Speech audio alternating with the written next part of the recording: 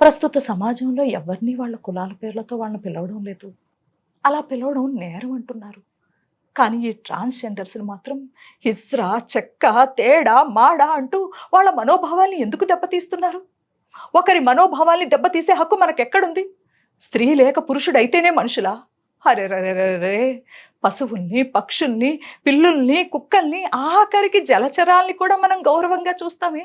మరి వీళ్ళనెందుకు మనుషుల్లా చూడలేకపోతున్నాం? వాళ్ళను కన్నది కూడా అమ్మా, నాన్నే కదా! నేనొక అమ్మగా అర్థిస్తున్నాను. దయచేసి నిఘంటువుల్లో ఉన్న మనసు నొప్పించే పదాల్ని తొలగించమని మేధావి వర్గాన్ని కోరుకుంటున్నాను. వీళ్ళను కూడా మనుషులుగా చూడండి అని ప్రాధేయపడుతున్నాను. ప్రాధేయపడుతున్నాను అంటది తల్లి. వావ్! నిజమే కదా! వాళ్ళు మనుషులే కదా! నిజంగానే కుక్కల్ని పెంచుకుంటున్నాం. వాళ్ళకి సమాజంలో అందరితో పాటు వాళ్ళకి కూడా హక్కుంటుంది.